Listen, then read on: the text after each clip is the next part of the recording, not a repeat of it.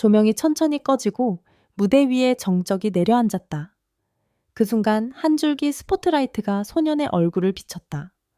정동원 그 이름을 들으면 여전히 떠오르는 건 천재 소년의 이미지였다. 그러나 이날 그는 더 이상 소년이 아니었다. 그의 복귀 무대는 단순한 리턴이 아니라 한 사람의 성장과 투혼의 드라마였다. 정동원의 복귀 소식은 몇 주 전부터 조용히 퍼지기 시작했다. 소속사도 방송사도 공식적인 예고를 하지 않았지만 어딘가 묘한 긴장감이 대중 사이를 감쌌다. 그가 마지막으로 방송의 모습을 드러낸 것은 1년 전 음악의 본질로 돌아가겠다는 말을 남기고 모든 활동을 중단했을 때였다. 누구도 그의 복귀가 이렇게 강렬할 줄은 몰랐다. 음악 방송의 리허설 현장에서 그가 첫 음을 내뱉자 스태프들이 숨을 삼켰다. 그 소리, 이건 그냥 가수가 아니다. 한 스태프의 속삭임은 마이크에 잡히지 않았지만 그 순간의 공기는 확실히 달라졌다. 본방송이 시작되자 무대는 폭발했다. 잔잔한 피아노와 함께 정동원이 등장하자 관객석은 한순간에 조용해졌다. 그는 고개를 숙였다가 조용히 마이크를 들어 올렸다. 다시 노래하러 왔습니다. 짧은 인사 후 곡이 시작됐다. 첫 구절 목소리는 깊고 단단했다. 예전의 맑고 순수한 소년 음색은 사라지고 그 자리에선 한 남자의 목소리가 울려 퍼졌다. 그 울림은 흔들림이 없었다. 무대 옆에서 이를 지켜보던 박진영은 눈을 크게 뜬 채 손으로 입을 가렸다. 그리고 속삭였다. 이건 아이돌보다 완벽하다. 완전히 다른 세계야. 카메라가 그 순간을 잡지 못했지만 제작진들 사이에서는 JYP가 놀랐다는 말이 순식간에 퍼져나갔다. 그만큼 정동원의 무대는 완성도와 감정, 그리고 진심이 모두 담겨 있었다. 하지만 그 완벽한 무대 뒤에는 아무도 몰랐던 긴 시간이 있었다. 정동원은 활동 중단 직후 모든 연락을 끊고 경남 하동의 고향으로 내려갔다. 그는 말없이 산책하고 강가에서 기타를 쳤다. 그가 남긴 유일한 메시지는 일기장 한 구절이었다. 박수보다 조용한 시간을 더 두려워하지 않겠다. 그는 자신을 되돌아보며 다시 음악이란 무엇인가를 묻기 시작했다. 그 과정에서 그는 직접 곡을 쓰기 시작했고 그 곡이 바로 이번 복귀 무대의 타이틀이었다. 다시 나로. 가사 한 줄 한 줄이 진짜였어요. 프로듀서를 맡은 관계자는 말했다. 그가 단어를 고를 때마다 눈빛이 달랐어요. 정동원은 더 이상 아이돌이 아니라 아티스트였습니다. 복귀 무대의 리허설은 새벽 2시까지 이어졌다. 피곤이 한계에 다다를 무렵 정동원은 마지막 테이크를 마치고 마이크를 내려놨다. 그리고 갑자기 무릎을 꿇었다. 할 수 있을까? 그의 목소리는 떨렸고 제작진은 아무 말도 하지 못했다. 그때 박진영이 조용히 다가와 어깨를 잡았다. 지금 네가 느끼는 그 두려움이 진짜 음악이야. 그의 한마디에 정동원은 눈을 감았다. 눈물이 떨어졌다. 스태프들도 코디도 촬영 감독도 울었다. 그는 다시 일어나 마이크를 잡았다. 다시 할게요. 그 순간 찍힌 영상은 방송에선 편집됐지만 현장에 있던 이들은 지금도 그 장면을 잊을 수 없는 순간이라 부른다. 방송이 끝나자마자 포털 실시간 검색어 1위는 정동원 리턴. SNS에서는 이건 예술이다. 그의 목소리에 인생이 있었다라는 댓글이 폭주했다. 심지어 박진영의 팬들도 오늘만큼은 JYP보다 정동원이라며 그의 무대를 재공유했다.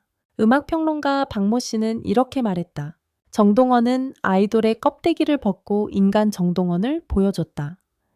그의 리턴은 단순한 컴백이 아니라 성장의 선언이었다. 이후 공개된 비하인드 영상에서는 정동원이 무대 뒤에서 팬들에게 손편지를 쓰는 장면이 담겼다. 기다려줘서 고마워요. 그 시간이 나를 바꾸었어요. 이제 진짜로 여러분 앞에 서고 싶어요. 짧은 문장이었지만 그 안엔 모든 진심이 담겨 있었다. 정동원의 리턴 무대가 끝난 지 일주일. 그러나 그 여운은 여전히 가라앉지 않았다. 유튜브 클립은 1000만 뷰를 돌파했고 댓글엔 이건 그냥 복귀가 아니다. 하나의 역사다. 라는 말이 줄을 이었다. 그날 이후 조용하던 박진영이 드디어 입을 열었다.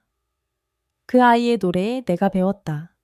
그의 목소리는 평소의 냉철함이 아니라 어딘가 따뜻하면서도 떨리고 있었다.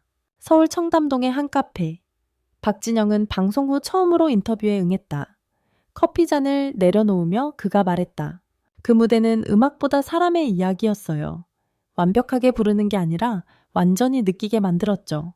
그는 잠시 눈을 감았다가 천천히 말을 이었다. 나는 프로듀서로 수많은 아이돌을 봤지만 정동원은 기획이 아니라 삶을 노래했어요. 기자들은 놀랐다. 이건 아이돌보다 완벽하다.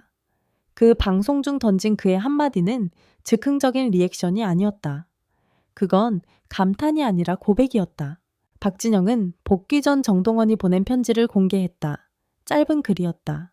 선생님, 저는 노래가 무서워졌어요. 잘해야 한다는 생각 때문에 노래가 점점 멀어졌어요. 이번엔 그냥 진짜로 불러보고 싶어요. 그 한 줄이 박진영의 마음을 흔들었다. 그 문장을 보고 깨달았어요. 진짜 음악은 기술이 아니라 용기라는 걸요. 박진영은 인터뷰 도중 여러 번 말을 멈췄다. 눈빛이 흔들렸다. 정동원은 자신을 버릴 줄 아는 가수입니다. 그건 천재보다 더 어렵죠. 복귀 무대 이후 정동원은 바빴다. 음악방송, 라디오 인터뷰. 하지만 그는 늘 같은 말을 했다. 노래가 저를 살렸어요. 그는 여전히 순수했다. 하지만 그 순수함은 어릴 적의 맑음이 아니라 상처를 거쳐 단단해진 빛이었다. 팬미팅 무대에서 그는 말했다. 1년 동안 노래를 안 하니까 세상이 조용했어요. 근데 마음속에서는 음악이 계속 울리고 있었어요. 그 말을 듣는 순간 팬석에서 흐느끼는 소리가 퍼졌다. 그는 웃으며 손을 흔들었다. 그 미소는 예전보다 성숙했고 눈빛은 더 깊었다. 며칠 뒤 공개된 비하인드 영상. 거기엔 방송에 담기지 않았던 장면이 있었다. 리허설 마지막 날 정동원이 노래를 끝내자 박진영이 무대로 올라갔다. 그리고 그를 안았다. 네가 이겨냈구나. 박진영은 인터뷰에서 그 장면을 회상하며 웃었다. 솔직히 눈물 날 줄 몰랐어요. 프로듀서로선 냉정해야 하는데 그날만큼은 그냥 사람 박진영이었죠. 그 순간 화면 속 박진영의 눈겐 확실히 반짝이는 무언가가 있었다. 정동원의 리턴곡 다시 나로는 차트 1위를 기록하며 화제를 모았다. 그러나 그는 인터뷰에서 이렇게 말했다. 순위보다 중요한 건 그 노래를 들은 사람이 괜찮아졌어요 라고 말해주는 거예요. 그의 말은 짧았지만 무게가 있었다. 그는 이미 아이돌이 아니라 누군가의 위로가 되는 음악가로 성장하고 있었다. 박진영은 그걸 정확히 알고 있었다. 정동원은 이미 프로듀서를 넘은 존재예요. 그를 도와주는 게 아니라 이제는 나도 그에게서 배워야 할 때입니다. 복귀 방송 이후 3개월 정동원은 자신의 이름으로 첫 미니 앨범을 준비 중이다. 타이틀곡의 프로듀서는 바로 박진영이다. 두 사람은 함께 만든다는 한마디로 세대를 초월한 음악적 연대를 보여줬다. 앨범 녹음 중 정동원은 이렇게 말했다. 선생님이 말했죠. 완벽하지 않아도 괜찮다고. 그래서 이번엔 있는 그대로 노래할 거예요. 박진영은 조용히 미소 지었다. 그는 다시 한번 인터뷰에서 말했다. 그 아이의 노래에 내가 울었고 그 아이의 용기에 내가 배웠다. 정동원은 리턴한 게 아니라 세상에 다시 태어난 겁니다. 녹음이 끝난 스튜디오 안불이 꺼지고 조용한 피아노가 흘렀다. 정동원은 잠시 눈을 감고 숨을 고른 뒤 천천히 노래를 시작했다. 다시 나로. 그의 목소리는 따뜻했고 단단했다. 그 옆에서 박진영은 고개를 끄덕였다. 그리고 아무 말 없이 손바닥으로 리듬을 맞췄다. 그 순간 카메라가 돌지 않아도 관객이 없어도 거기엔 음악이 있었다. 그의 성장에 모두가 울었다. 그리고 그 노래는 아직 끝나지 않았다.